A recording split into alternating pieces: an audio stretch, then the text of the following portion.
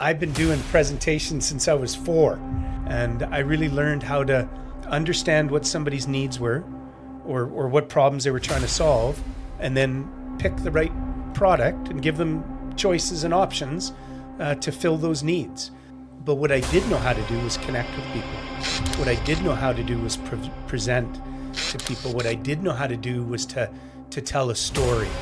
And our job is to help somebody that has a barrier to their employment-related activities and get them the tools they need to actively participate in the workforce. B&I is a structured business referral network. The plumber might be a great plumber, but he or she is probably not really good at marketing. Probably in 2016, and he was terrified, Marilla, when he got up the first time to speak to the room. Now, he sits in a room with executives from BC Hydro and closes $1 million deals. Fantastic. Doing presentations. When you give to a person, the universe, whatever you believe in, it has a way of coming back around. And I've seen it, Marilla, over and over and over. So let's say I'm in a networking event. Okay. And in these network events, there is always a guy who is isolated. Yeah. What is your advice for these people who took enough courage to go to a networking event, But they're terrified. And I want to ask them something, right? How's the food today? How was your day at work? Just to get them talking, just so that they don't feel alone, because it's a terrible feeling. Who knows what sort of anxiety they're going through? What I do there is I don't sell there. When I meet somebody at those events, I just want to know a little bit about their business, and I want to see if I can help them in some way.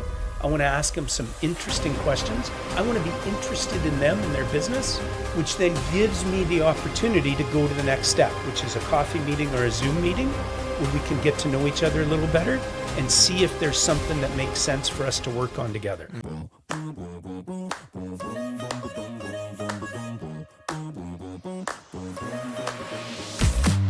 What makes the world go round is top about that cha-ching sound like we count bills by the pound is. Welcome to another episode of ROI Mindset Podcast, the podcast made by entrepreneurs for entrepreneurs. I am Murilo Tavares, your host, and today I have the pleasure of speaking with Nate Toevs. Nate is the marketing manager at the Neil Esquire for the BC Assistive Technology Services Program. And for the last 40 years, Nate and his team have helped people with disabilities get access to the workforce. How are you doing today, Nate? I'm really well, Murillo. You? I'm doing good, and it's a pleasure to have you here.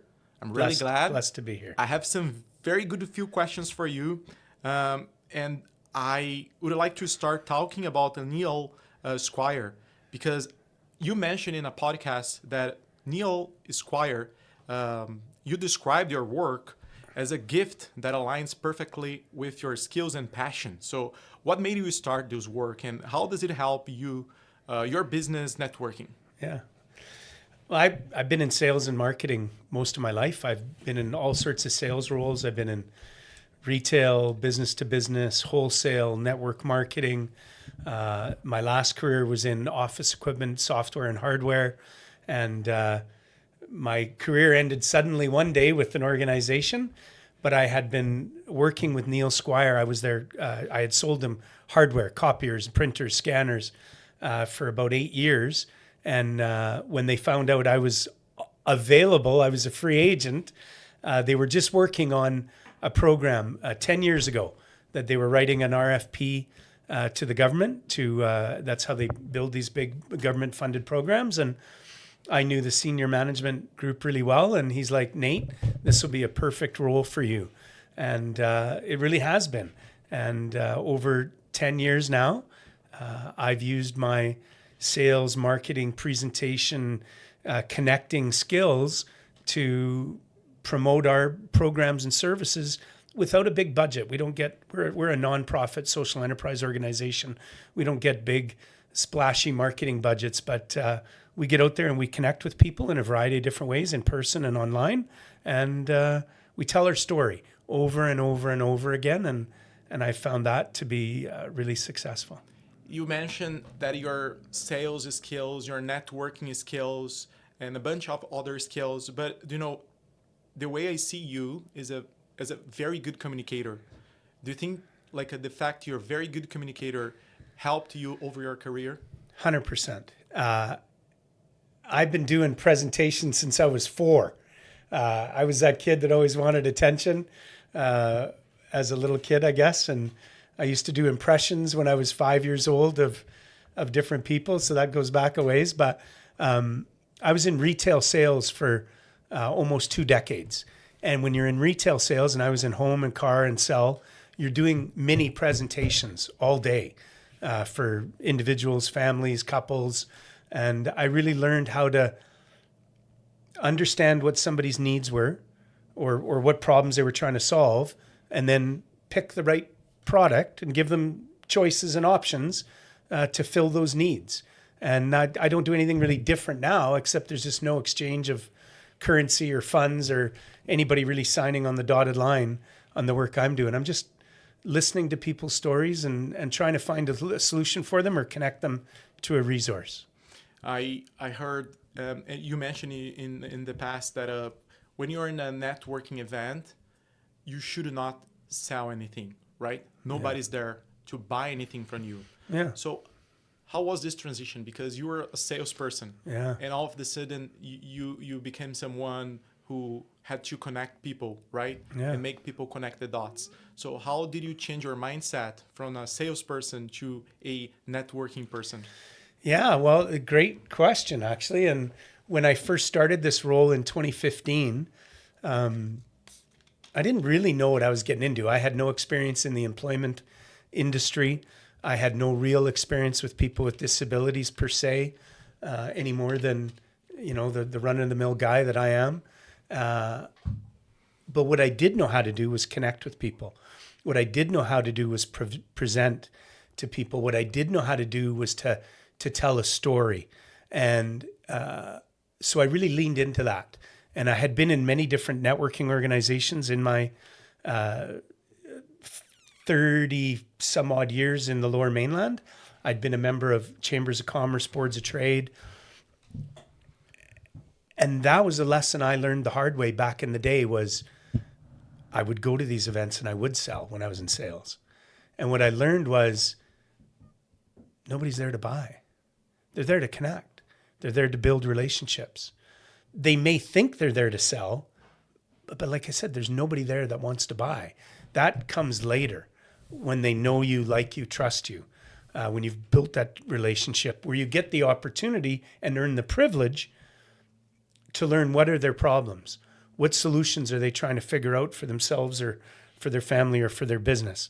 And once you've learned that skill, now you've got a chance to sell them something because they're going to tell you what they really need or what they're trying to accomplish or that sort of idea, right? Yeah, trust comes first, right? You got to build the relationship to build that trust, yeah. I would like to dive deep into what you do at Neil Esquire a little bit more. Sure. So you said in the past that 1 in 5 Canadians has disability. So can you share a simple story about how your work helped someone? Yeah.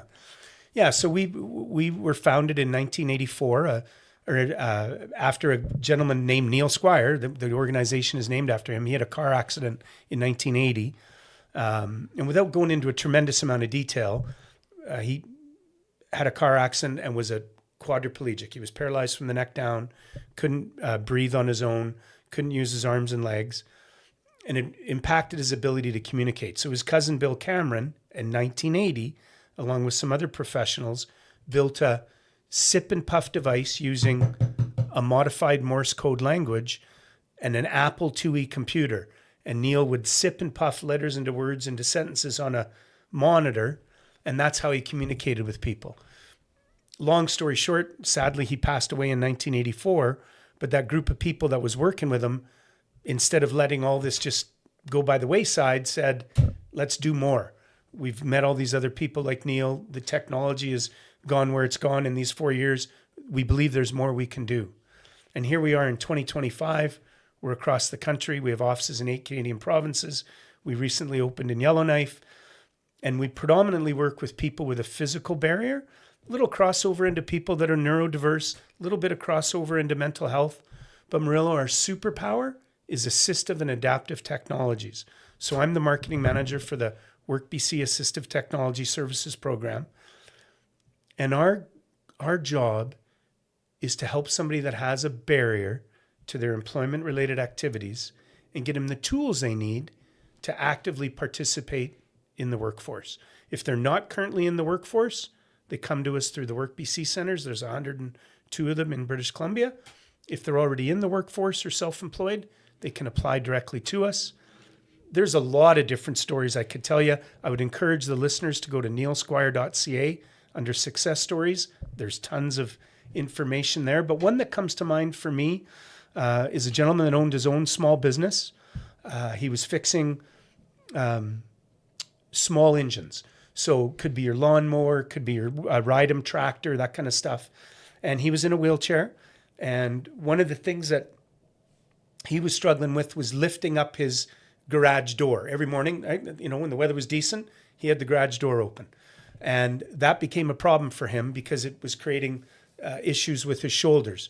So he applied to our program, and we helped him just get an automated lift for that door. It sounds simple, but it was a game-changing situation for that business owner.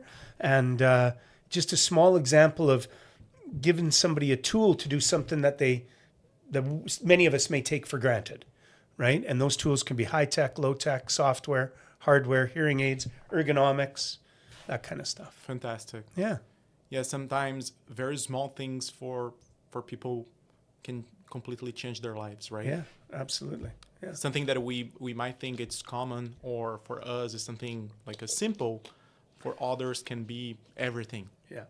It's incredible. 100%. You guys are doing a great job. Thank you. Yeah, I put all the description, the information, so that people can have access to you guys in the description in this video.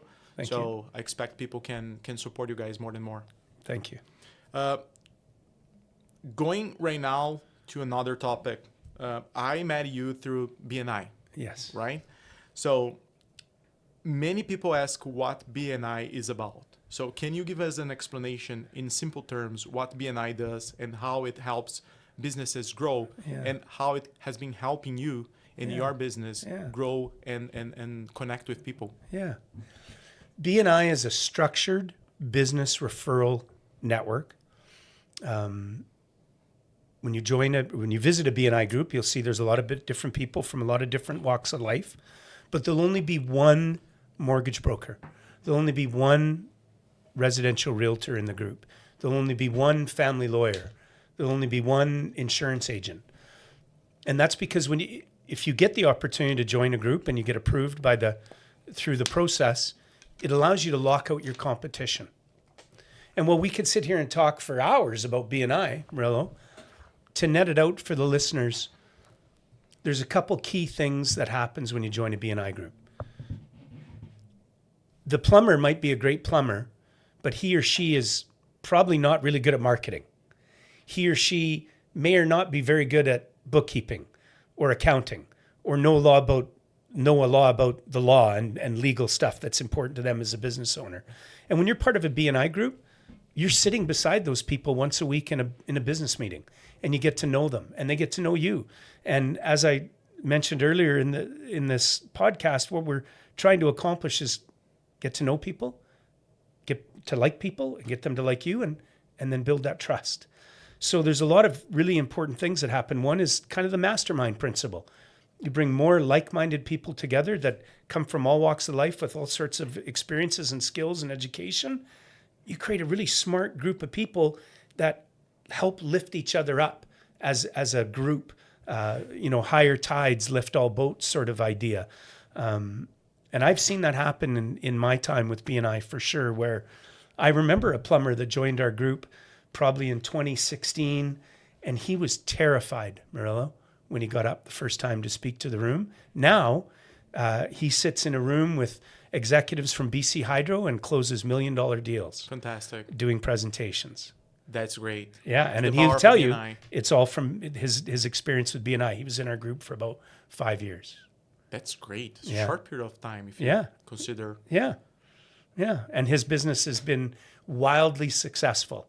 And he credits a lot of it to BNI and the people that he met. Is the opportunity to connect with other people, like as you mentioned, you connect with many other professionals from different, like let's say, industries, and they all support each other, Yeah. right?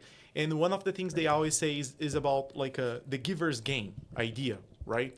It's extremely popular in BNI meetings. So what does that mean, and how does it work for BNI members? Yeah. Givers gain, the philosophy, the entire ecosystem of BNI is built on 7 core principles. The very top one is givers gain. And what it really comes down to is if you can give to other members with no expectation of return, that's what givers gain is. So there's other things the listeners can look up. The law of reciprocity, where when you give to somebody, they may feel a desire to give back to you. Again, when you're giving, you're not doing it with expectations of return, but I've seen it happen. Whenever I give, it comes back tenfold in so many different ways. The mastermind principle, all those different things. When you give to a person, the universe, whatever you believe in, it has a way of coming back around.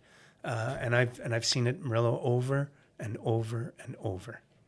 It happens. It's true. It just does, right? It just does, right? And it's good to give to somebody, right? It's good to help another person, whether it's a little thing or a big thing.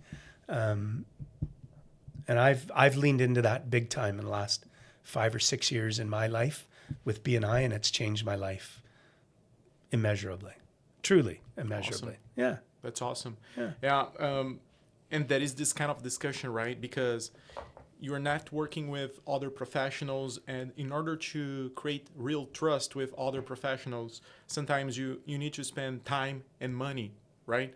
So what should someone consider before joining a BNI chapter or any other kind of network event? Yeah. So there's all sorts of different places to network. There's industry associations, there's trade shows, there's chambers of commerce, boards of trade. And all those are great places. But BNI is structured. And if you're listening today and you've never been to a BNI group, wherever you're listening from, go to the internet and look for a BNI group in your area. And they're usually Tuesday, Wednesday, Thursday, or Friday, usually morning groups. There's a few lunch groups, and I know a gentleman in Calgary, they have an evening group. Not very common, but every once in a while there is. And go check it out. And what you'll find is introverts, extroverts, people of all sorts of industries, people from all walks of life, especially where we are in the Lower Mainland, right, Murillo? When we walk into your Langley BNI United group, there's people from 15 different countries around the room. There's probably 10 languages spoke 100%. In that room, and but they're people from all walks of life, and I just love how that camaraderie starts to build after people get to know each other. Find that they have often way more in common than they're different. One of the things that we do in BNI, and I know maybe I'm not doing the best job answering this question, but I'll get there. We do a gains profile. And a gains profile is your goals, activities, interests, networks, and skills. And what's really common is you might have 2 people that don't seem to have a lot in common, but when you go through their gains, all of a sudden they find something that they can connect with. Mm-hmm. There's a really great story about 2 guys that were actually, didn't seem like they had much in common. Dr. Meisner talks about this all the time. But when they got into a one-to-one, that's what we call it, they're both coaches for their kids' soccer teams. Look at that. And that changed everything between their 2 relationships. And now, years later, they're best of friends. They share business together, and all because they found something to commonly connect with. That's great, huh? Right? Do you think the BNI chapters, they are all the same? No, they use the same agenda. That's trademarked around the world. But whether you're in China, India, Canada, the United States of America, The people will be different. The vibe might be different based on that collection of people, but the meeting and the process and the things that they teach people around the world are the same. But if you go to 3 different B&I groups in the Lower Mainland, where Marilla and I live, you'll see 3 different groups of people that follow in the same playbook, but it's just a different vibe. They might be of different ages. They might be of different backgrounds. So they're all different, but they run the same meeting. That's really important. The meeting structure is the same. Correct.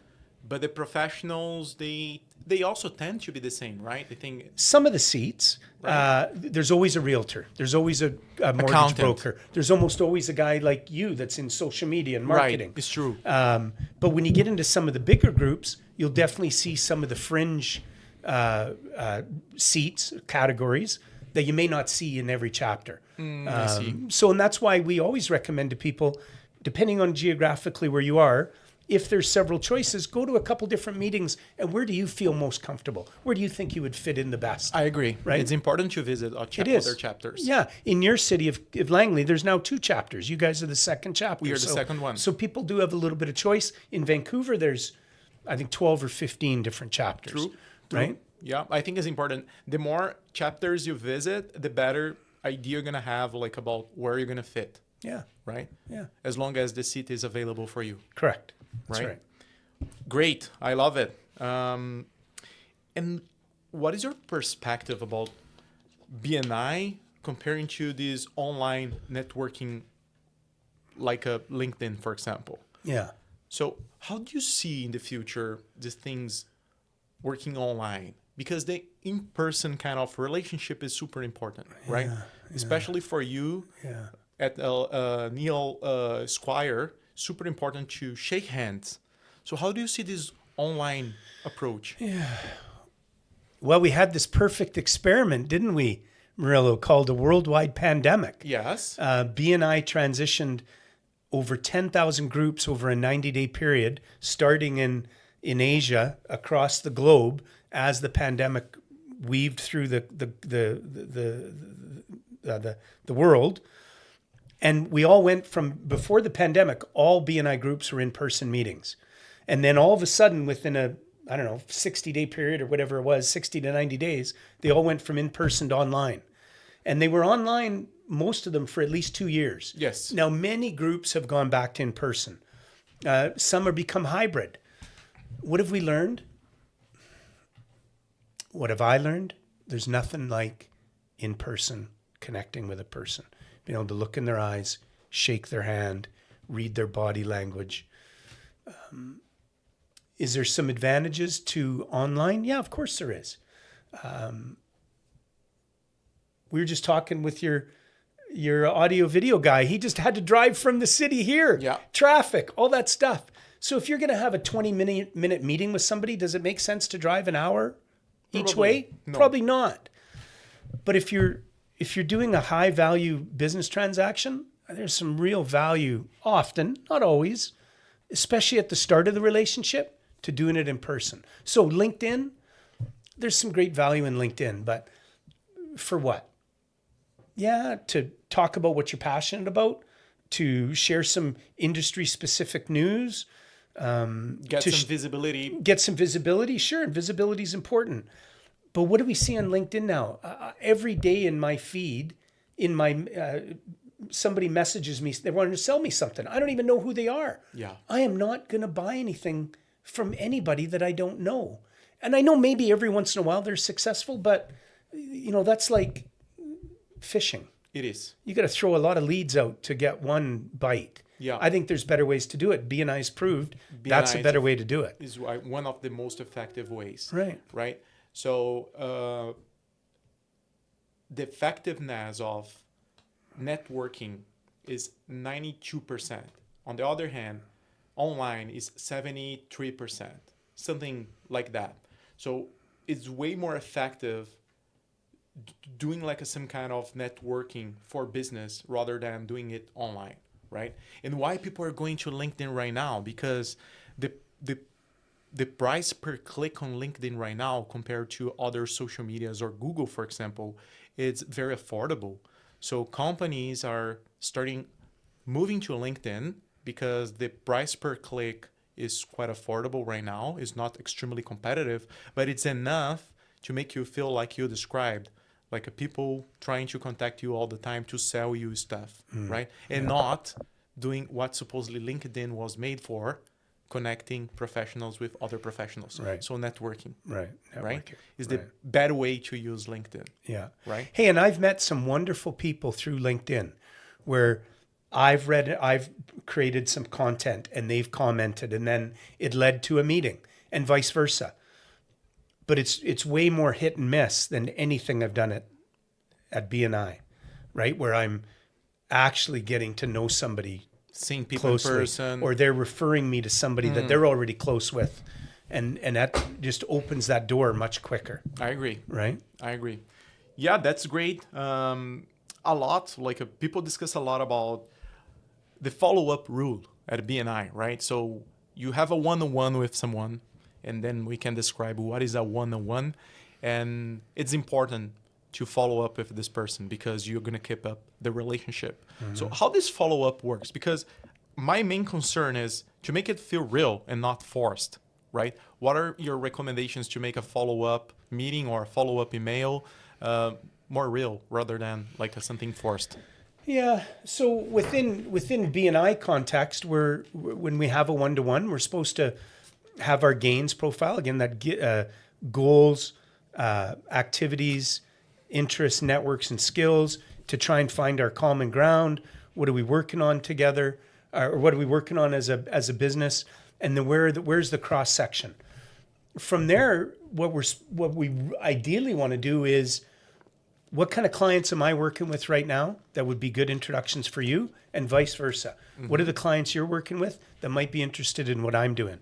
And while there might not always be a direct referral there, often, the way to a referral is an introduction where, hey, James, I just sat down with one of my fellow BNI members, Murillo, and he's having some really success in your industry with marketing. And I think it'd be worthwhile for you two to have a conversation and make that introduction. And sometimes they go somewhere and sometimes they don't. But if James and I already have a pretty good relationship and he goes, well, if Nate says I should meet this guy, that's a big part of the know me, like me, trust me. Your goal is to get into my network through me. Your goal isn't to sell me. Your goal is to sell through me to the people that I know in the business world, and vice versa. My goal is not to get you assistive technology unless you need it, but my goal is to get through to your contacts that need assistive technology. Perfect. And that's what BNI teaches us, is how to not sell to the 25 to 50 people in the room, is to learn how to sell to their 50 to 150 contacts each and how to reach them. That's Fantastic. the magic. Fantastic. Right? That's Yeah. the magic. Because this 25 people in your group will actually give you referrals, Yeah. right? So that you're going to close deals, Yeah. and vice versa. Yeah. What I always say to people, Murillo, when you're talking to somebody who understands sales and business, and they're like, well, net this out for me. I want a short statement that'll give me an idea why I should join. And this is what I say. If you join a group of 25 people, you can add 25 people to your sales force without adding anybody to your payroll. Right? That's the power of BNI, because you get in BNI what you ask for. And you teach us as other members what to look and listen for out in the marketplace. And we do that through our weekly presentations, which are 30 to 60 seconds long, depending on how big of a group you're in.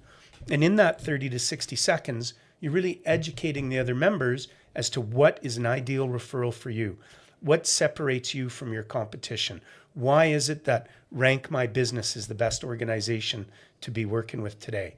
And when I start to really understand that, when I'm out in the marketplace meeting with my clients at the soccer field when my kid's playing baseball, or soccer, I guess, or at the baseball field when he's playing baseball, and I'm talking to another parent who's also a business owner, and he starts telling me about his problems with marketing and grabbing clients, I can introduce him to you because I know a little bit about your business and I know the problems you're trying to solve I agree. for business owners. Yeah. Right? It's much more about like letting other people know what you do. Bingo. right? And I don't have to do any selling for you. No, zero. I just got to make an introduction. That's all I got to do. Zero, exactly. Right? Yeah. And it's based on my relationship with that individual where there's enough of a respect or relationship to have them have that conversation with you. And then you do your magic like anybody else. Agreed. Right? Yeah. Yeah. And that's the purpose. So I love what you're saying. One thing is not clear. How should I follow up with people at BNI? Because sometimes people disappear, right? I might disappear as well. Yeah. So are you the guy who likes to make phone calls, or do you prefer send emails or text message? Yeah. So give us a clue, like what is the best approach? So if are you there is any best approach? Are maybe? you talking about your other BNI members? Other or people BNI members. That are in your chapter? Not necessarily. Let's say I met someone from another chapter. Okay. So- There you go. Yeah. Okay. So for the ones, let's take it step by step. For the ones that are in your chapter, you should be doing that through the one-to-one process. And then the follow-up should be you're sending them not a dissertation, a short email that they can keep in their inbox that allows them to understand exactly what you do, that they can easily share with another prospect on your behalf. When you're meeting people from other BNI chapters, you want to make sure that there's not another guy like you in their chapter. If there is, unless they've said to you, I'd rather deal with you, you want to let them work within that individual with their chapter. But when you're meeting now, you've learned the skills of networking. And now you're outside your BNI chapter and you're networking at the Chamber of Commerce, let's say. What I do there is I don't sell there. When I meet somebody at those events, I just want to know a little bit about their business and I want to see if I can help them in some way. I want to ask them some interesting questions. I want to be interested in them and their business, which then gives me the opportunity to go to the next step, which is a coffee meeting or a Zoom meeting where we can get to know each other a little better and see if there's something that makes sense for us to work on together, or see if it makes sense for me to help them with that problem that they shared with me, or that success that they're having, that they're opening another location and I know a great commercial realtor, or that he just told me that his wife's pregnant and they're going to have a baby in 6 months and they're going to have to move. And I ask him, do you have a good realtor that you trust? And he says, no. And I'm like, would it be okay if I introduce you to my friend, Sebastian from BNI United, or Samantha, our new realtor in our chapter? Right? Fantastic. So it's just being interested in them as a person and as an individual, and how can I bring value to your life in some simple or even more profound way. I love it. Right? Yeah. And then I follow through on what I said I would do for them. That's the important thing there. Right. Right? Right.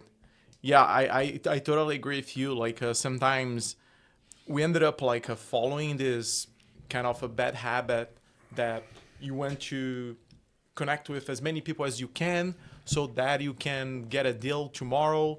But actually, we should do the opposite, right? Exact opposite. Quality, not quantity. Exactly. Right? We should be more interested in learning what the other people does, so that you can create this mutual relationship. Yeah. Yeah. There's a podcast right now out from Dr. Meisner that talks about quality over quantity. It's really important, right? And BNI helps you do that. A lot. BNI helps you as a member by asking what your ideal client is.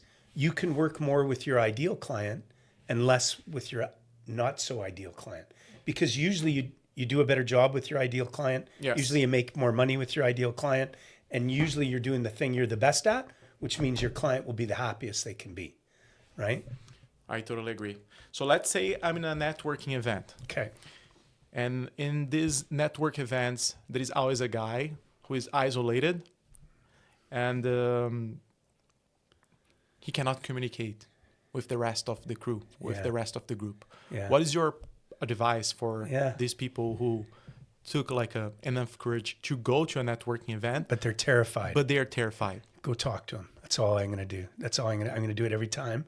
Again, Dr. Meisner does a podcast about this, and he talks about looking for the wallflower, and you'll see it. There's always people. When I go to a chamber event, I always will see somebody that's standing by themselves, whether they just got some food or a drink, or they're at a stand-up table and they're just standing there. And you can not that you can see it, but after all the years I've been networking, you can see it. And they're usually the first person I'll go up and talk to.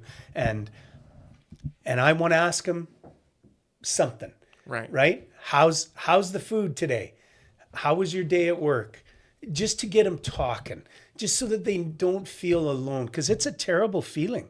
Who knows what sort of anxiety they're going through? Maybe they sat in their car for 15 minutes after they arrived. So they were so terrified, but they had the courage to at least walk through the door. So I want to go talk to that person and make them feel welcome, right? I want to be a host. Even though it's not my party, I want to be a host and make them feel welcome. Gotcha. All right. That's what I want to do. Yeah. Right? 100%. But I gotta tell you, it's almost impossible to do not connect with someone in a BNI meeting, right? Because the moment you step in the event, someone is going to host you, right? Someone is going to say hello and welcome you. Usually, yeah. So it's almost impossible you don't connect with someone. Because that was one of my main fears when I started networking. Like, do you think someone is going to talk with me? Like, what's going to happen if nobody talks with me? You're such a good-looking guy. Of course somebody's going to talk to you. But it was my honest fear. Like, all right, do you think someone is going to be interested in what I'm saying? And maybe people watching us right now, they don't feel comfortable networking, and it stops them. Stop their business. Yeah. It then ends up like stopping their dreams sometimes, right? Because they are introverted. Yeah. Well, you know what? Networking isn't just for extroverts. Right. Networking is not just for extroverts. The founder of BNI will tell you he's an introvert who's a situational extrovert. And he gets a little out of his comfort zone to go and meet people and shake hands and kiss babies, as they say. Fantastic. But anybody can do it if they want to. Does it take a little practice? Yes. Does it take a little courage? Yes. Do they have to get into the uncomfortable zone to do it? Probably, but they can do it. And there's lots of tools and tips out there to help them. And one of the best ways that they can do that is by visiting a BNI group. And if they get the opportunity to join, after a short period of time, they will feel way better than when they started, because we're teaching them the skills of networking through the process that we do with people. Just it happens naturally. Let's talk about Neil Esquire a little bit more. So, sure. How does this relationship with BNI works? Like, over the time, like you have been on BNI for the last 10 years. Yeah. So how does it relationship supports like both sides? Yeah. So the two programs I've promoted for Neil Squire, in both programs, they're assistive technology programs, but the people that could apply were small business and entrepreneurs. They would qualify in most cases. Well, that ideally suits many of the BNI members. Well, some BNI members are in medium business or big business. A lot of them are entrepreneurs or solopreneurs or small business people. Many of them will grow their business to something bigger, but often they're starting at that spot. So for me, BNI was an ideal place to meet those people, as well as chambers of commerce and boards of trade. So currently I'm a member of BNI, Tri-Cities, Burnaby and Greater Vancouver, and Surrey Board of Trade. So I do a lot of networking. But on the other side, because I do a lot of networking and I'm very active in BNI, I meet a lot of other people that can help solve a lot of problems for other people. Mm-hmm. So when I'm out networking outside of BNI, I'm using the skills that I've learned at BNI to help those people. And instead of selling what we're doing at Neil Squire, my thing in the last 5 or 6 years is to do more of helping other people achieve their goals. And what it's done is, through the law of reciprocity, at least I believe that, they've helped me spread the message of what Neil Squire's doing and what the Work BC Assistive Technology Services Program does, because they've seen me as, I'm not in it for me, I'm in it for us. Perfect. Right? So one little quick story though. I met a gentleman at a BNI group in Richmond 5 years ago and told our story about what we do. Him and I went for lunch, and off the side of his desk, he's a financial advisor, but off the side of his desk, he works with a foundation that gives money to organizations, nonprofit organizations usually, that are working with either youth or people with disabilities and that kind of idea. That's where they give out about $300,000 a year. Well, after telling him our story and connecting him with our development officer, Chad, at our organization, over the last 5 or 4 years, they've donated $89,500 to Neil Squire activities through our Makers Making Change program. Fantastic. So BNI has helped us in innumerable ways in meeting people that I may not have met, likely wouldn't have met otherwise. You're also doing a great job, I can tell. I'm just being myself, man, Right? and loving every minute of it. And that's This is my enough. best job ever. It is enough. That's enough. Yeah. Can you describe how is your daily basis? Because look, I don't know how you can handle all this stuff at once. How does it work? Yeah, I'm telling you, there's some days I'm wondering how I'm handling it too. Like a lot of people today that have been in their role for 10 years, I get a lot of email, but I'm blessed to get a lot of email because I Right. know a lot of people. Today, I had a call with the ministry that funds us. We had 15 other managers from Work BC offices around, and I got to do a presentation Wow. on our program. Then I met this gentleman that I met. I told you the story when we first sat down through the Burnaby Board of Trade. And over the last 9 years, we've developed a really tight bond and friendship. And then I came here today to do this podcast. But so what am I doing on a day-to-day basis? A lot of emails, a lot of meetings, a lot of presentations, and a lot of helping people get what they're trying to get. So help them connect issues, help them connect to people that provide solutions for the issues they're dealing with. Over the lunch today, this guy that I met with was telling me about how they need some real good HR help. Well, in the work that I do, I've spent a lot of time with CPHR, BC Yukon, Canadian Professional Human Resources. I know a lot of great HR people. So when I get home today, I'll be introducing my friend to a couple different HR people that he can at least have a conversation with to see if they can help him with that problem. So that's what I'm doing every day, is Amazing. just connecting and trying to learn, grow, and help. I love it. Yeah. Yeah. I would say, that's I would say busy routine, right? I do have I'm a busy cat, but I love it. This is the best job I've ever had. This will probably be the last job I ever have. Will I do something after my job is done? Yeah, maybe. But if I do, it'll be something around this. It'll be coaching, training, something like that, where I'm again helping somebody do the amazing things that they're trying to do, right? Because as you know, people are doing amazing things, Yeah. right? The negative stuff gets way too much attention in the press. There's way more positive stuff going on I agree. around the world. I agree.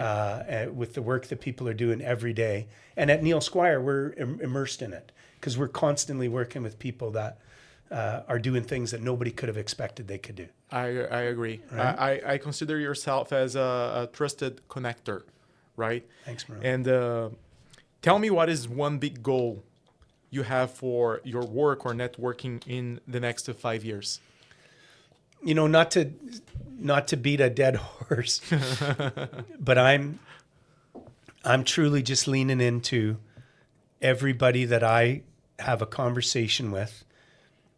Can we leave that conversation and them feeling better about themselves? Can I help connect them to a resource? I do a lot of work with new immigrants through some of the work that I do. Lovely. We're attached to a lot of the different Mosaic, ISS of BC, PICS, where they're working a lot with new immigrants. I'm a mentor with the Greater Vancouver Board of Trade Leaders of Tomorrow program, and I've worked with 2 amazing young women that chose Canada as their new home. And I've never had more joy in working with these 2 individuals that are super educated, super talented, and now they're starting to find their way here in Vancouver.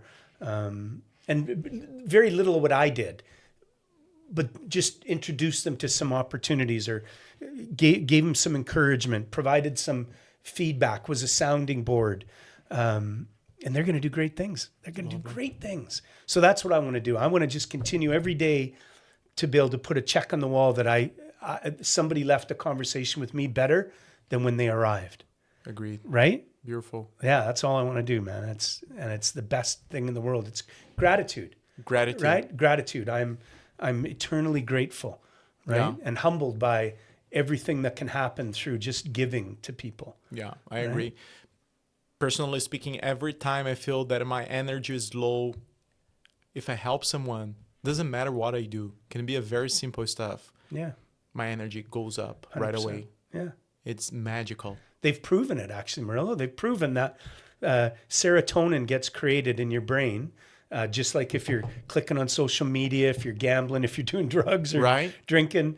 They've proven that when you do something good for somebody, compliment somebody, help somebody with something, that those things fire up in your brain. So it's the scientists have proven that it actually works when you give and you help somebody. It comes right? back to you. It comes back, right? In a small way or a big way. It Agreed. comes back. Agreed. So, Nate, we could talk for hours. I have many other questions to ask you, but you are busy person, right? So I don't want to take your time. So the last question is for listeners who want to start networking. So what is you asked me to change this question, but I would ask you, what is one simple step they can take today to build a strong connection? So Yeah. I know it's hard to answer only one. Yeah. But if you give us at least 3, maybe simple steps, Yeah. they could follow. So B&I should be sponsoring this podcast. they should, yeah. Well, the number one thing they could do is they could go to the internet, go to Right. Google, and look up some of Dr. Meisner's B&I podcasts. Perfect. They're 10 to 15 minutes long. That'd be a great starting point. 2, if you have your own small business, join your local chamber of commerce, because they're going to have some good networking events for you to go to start meeting some people and learning about what's going on in your community from a business perspective. And 3, visit a B&I group in your area and see if it's for you. Again, if you're in the Lower Mainland, there's 12 or 15 groups right in the Vancouver area. There's groups in Burnaby. There's groups in the Tri-Cities. There's groups on the North Shore and the West Shore. But visit one. Most of them are morning groups, either Tuesday, Wednesday, Thursday, or Friday. Go to bnibc.ca and find a group that works for you and register to attend and see if it works for you. It's not for everybody. It's not for everybody forever. But I've seen it work magic for people. I've seen it transform people. I've seen it transform people's businesses Yeah. by just following the simple system that B&I lays out for people. So that's what I would do, Murillo. Love it. Step by step. Step by step. I agree. Step by step. Great conversation. I really appreciate our time. Yeah, me Very too. good to know more about you and what you do. Thank you. So I'm really Likewise. glad to have you here. Yeah. Thank you so much. Thank you.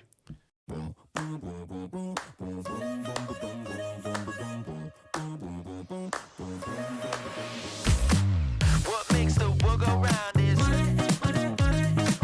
top about that cha-ching sound like we count bills by the pound is we can't stop 'cause we live it for the money. What makes the world go round is top about that cha-ching sound like we count bills by the pound is